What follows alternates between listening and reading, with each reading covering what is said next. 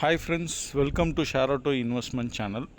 நம்ம சேனலில் Nifty chart பார்த்துட்டு வரோம், டே டு டே சார்ட் பார்த்துட்டு வரோம். இதில் பார்த்தீங்கன்னா நேற்று நம்ம என்ன சார்ட் கொடுத்துருந்தோம் அப்படின்றது உங்களுக்கே தெரியும்.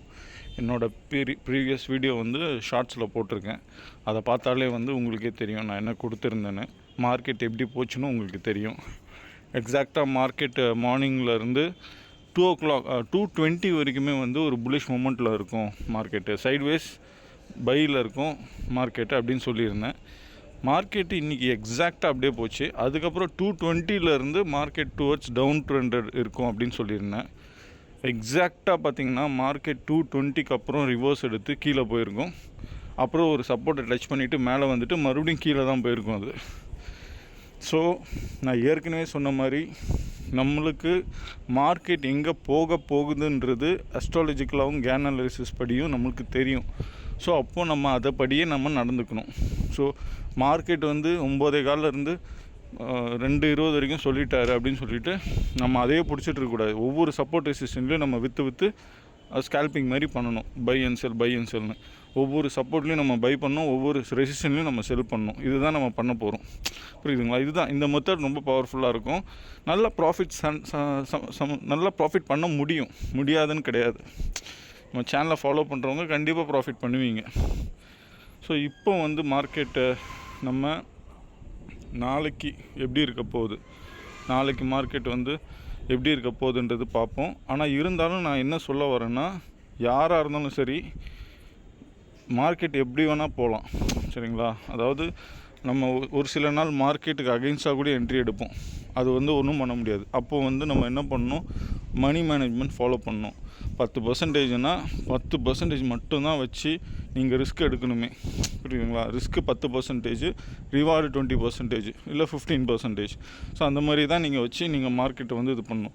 இது பார்த்திங்கன்னா இந்த பர்சன்டேஜ் நீங்கள் கணக்கு வைக்கக்கூடாது. எங்கே சப்போர்ட் இருக்கோ அந்த இடத்துலேருந்து ரெசிஸ்டன்ஸ் ஜோனு என்ன பர்சன்டேஜ்னு பார்த்துட்டு அந்த பர்சன்டேஜுக்கு ஈக்குவலாக தான் நீங்கள் எடுக்கணும். புரியுதுங்களா? ஏன்னா இப்போ நீங்கள் ஒரு 15%னா அந்த ரெசிஸ்டன்ஸ் ஜோனுக்கு மேலே கூட இருக்கலாம். அப்போ ரெசிஸ்டன்ஸ் ஜோனுக்கு மேலே நீங்கள் டார்கெட்டை ஃபிக்ஸ் பண்ணக்கூடாது. என்ன ஆக்சுவல் ரெசிஸ்டன்ஸ் ஜோனோ அதை தான் நீங்கள் டார்கெட்டாக ஃபிக்ஸ் பண்ணணும். புரியுதுங்களா? இது நான் ஒவ்வொரு வீடியோலையும் சொல்கிறேன். ஏன்னா சம்டைம்ஸ் ரெசிஸ்டண்ட்டை தொட்டுட்டு மறுபடியும் சப்போர்ட்டை தான் தொடுறதுக்கு அந்த ப்ரைஸ் வரும், ப்ரைஸ் ஆக்ஷன் படி. ஸோ அப்போ நீங்கள் அந்த ரெசிஸ்டன்ஸ் மேலே டார்கெட் வச்சுருந்தீங்கன்னா டார்கெட் ஹிட் ஆகாது, கண்டிப்பாக ஹிட் ஆகாது. ஸோ அப்போ நீங்கள் என்ன பண்ணணுன்னா, கண்டிப்பாக இந்த மாதிரி நீங்கள் கண்டிப்பாக ஃபாலோ பண்ணணும். புரியுதுங்களா? கண்டிப்பாக நீங்கள் மார்க்கெட்டை ஃபாலோ பண்ணணும். மார்க்கெட்டு ஃபாலோ பண்ணுறதை விட நம்ம ஸ்ட்ராட்டஜின்னு ஒன்று வச்சுருப்போம். எல்லாருமே ஒரு ஸ்ட்ராட்டஜி வச்சுருப்போம். அந்த ஸ்ட்ராட்டஜி என்னவோ அந்த ஸ்ட்ராட்டஜியை ஃபாலோ பண்ணிவிட்டு கூட இந்த அஸ்ட்ராலஜியோட நாலேஜும் நீங்கள் எடுத்துக்கணும். ஒரேடியாக நான் அஸ்ட்ராலஜியை நீங்கள் கம்ப்ளீட்டாக நம்பணும்னு நான் சொல்ல. உங்களுக்குன்னு ஒரு ஸ்ட்ராட்டஜி இருக்கும். அந்த ஸ்ட்ராட்டஜி கூட இதை ஆட் பண்ணிக்கங்க. ஆட் பண்ணிவிட்டு பண்ணி பாருங்கள், ப்ராஃபிட் நல்லா பண்ண முடியும். புரியுதுங்களா? ஓகே கைஸ், இப்போ நாளைக்கு மார்க்கெட் பாருங்கள். நாளைக்கு ஃபுல்லாகவே, அதாவது மார்க்கெட் 9:15 ஸ்டார்ட் ஆனதுலேருந்து மார்க்கெட் கீழே தான் போகும். அதில் எந்த மாற்று கருத்தும் கிடையாது. புரியுதுங்களா? மார்க்கெட் ஓப்பன் ஆகும்.